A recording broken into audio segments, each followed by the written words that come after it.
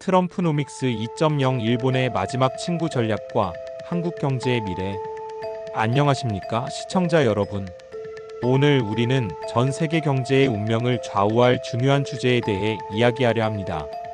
바로 트럼프 2기 행정부의 경제 정책, 이른바 트럼프노믹스 2.0이 미국과 일본의 관계, 나아가 우리 한국 경제에 어떤 파장을 불러올지 심층적으로 분석해 보겠습니다.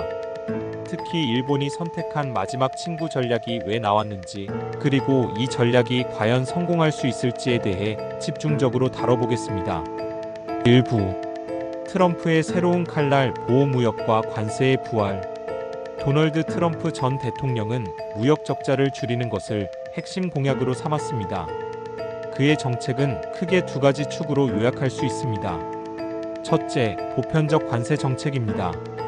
그는 모든 수입품에 일괄적으로 10%의 관세를 부과하고 중국과 같은 특정 국가에는 60% 이상의 고관세를 매기겠다고 공언했습니다. 이는 단순히 특정 품목에 대한 관세를 넘어 미국으로 들어오는 모든 상품의 가격을 인위적으로 높이겠다는 의미입니다.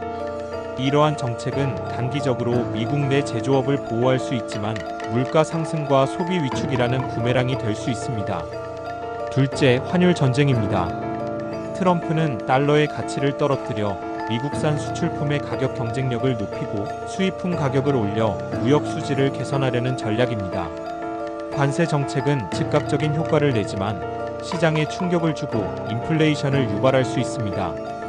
반면 달러 약세는 효과가 서서히 나타나지만 부작용이 덜해 트럼프가 선호할 수 있는 카드입니다.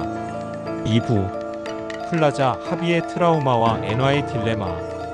트럼프의 달러 약세 정책이 가장 큰 영향을 미칠 나라는 바로 일본입니다. 1985년 미국은 지호 국가들과 플라자 합의를 맺어 엔화 가치를 급격히 절상시켰습니다. 당시 한 달러에 240엔대였던 환율은 2년 만에 120엔대로 폭락하며 일본의 수출 경쟁력은 치명적인 타격을 입었습니다. 이에 일본 정부는 경기 침체를 막기 위해 저금리 정책을 썼고 막대한 유동성이 부동산과 주식 시장으로 흘러들어가 거대한 거품을 만들었습니다. 1990년 이 거품이 터지면서 일본 경제는 30년이 넘는 장기 침체, 즉 잃어버린 30년에 빠지게 됩니다.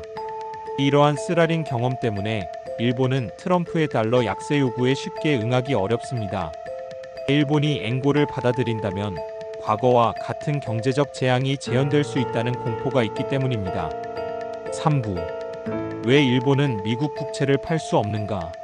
일각에서는 일본이 미국 국채를 대량 매각하는 것으로 미국에 맞설 수 있다고 주장합니다. 하지만 이는 현실성이 매우 낮은 시나리오입니다. 일본은 중국과 함께 미국 국채를 가장 많이 보유한 나라입니다. 만약 일본이 보유한 막대한 국채를 시장에 풀면 어떤 일이 벌어질까요? 국채 가격은 폭락하고 미국의 금리는 폭등할 것입니다. 하지만 이 과정에서 일본이 보유한 수십조 원에 달하는 미국 국채의 가치도 함께 증발해버립니다. 이는 일본 스스로 막대한 손실을 감수해야 하는 경제적 자살 행위입니다. 뿐만 아니라 달러를 팔고 엔화를 사면 엔화 가치가 급등하여 일본의 수출 경쟁력은 다시 한번 무너질 것입니다. 결국 일본에게 미국 국채 매각은 득보다 실이 훨씬 큰 협상 카드입니다. 4부 트럼프의 협상 카드 100년 만기 제로금리 채권. 트럼프는 일본의 딜레마를 정확히 간파하고 새로운 카드를 꺼낼 수 있습니다. 바로 100년 만기 제로금리 채권입니다. 이 채권은 이자가 전혀 없는 초장기 채권으로 이자를 지급하지 않으니 미국 입장에서는 무역 적자를 해소하는 동시에 재정 부담도 덜 수 있습니다. 물론 일본이 이런 채권을 선뜻 매입할 리 없습니다. 그래서 미국은 달러 스와프 같은 추가적인 혜택을 제공하며 일본을 압박할 것입니다. 이는 단순히 경제적인 협상이 아니라 미국의 패권을 유지하려는 전략적 움직임입니다. 5부 보호무역주의와 달러 패권의 위기. 트럼프의 경제 정책은 단순히 무역 적자 해소를 넘어 미국이 주도하는 국제 질서를 재편하려는 의도를 담고 있습니다. 하지만 이러한 보호무역주의는 단기적으로는 자국 산업을 보호할 수 있을지 몰라도 장기적으로는 세계 경제의 성장을 저해하고 미국에 대한 신뢰를 훼손할 수 있습니다.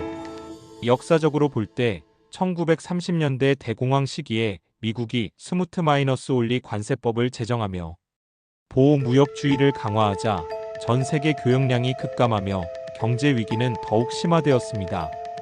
각국의 보호무역 정책은 경제적 고립주의를 낳았고 결국 모두에게 피해를 주었습니다. 트럼프의 정책이 반복되면 달러를 무기화하는 행위로 비칠 수 있습니다. 이는 중국과 같은 경쟁국뿐만 아니라 유럽, 일본과 같은 동맹국들마저 달러에 대한 의존도를 줄이려 할 것입니다. 이러한 움직임은 결국 달러가 가진 절대적인 힘을 약화시키고 새로운 통화 질서를 만들려는 시도로 이어질 수 있습니다. 6부 한국 경제의 도전과 대응 전략. 미국과 일본의 무역 관계 변화는 한국 경제에도 직접적인 영향을 미칩니다.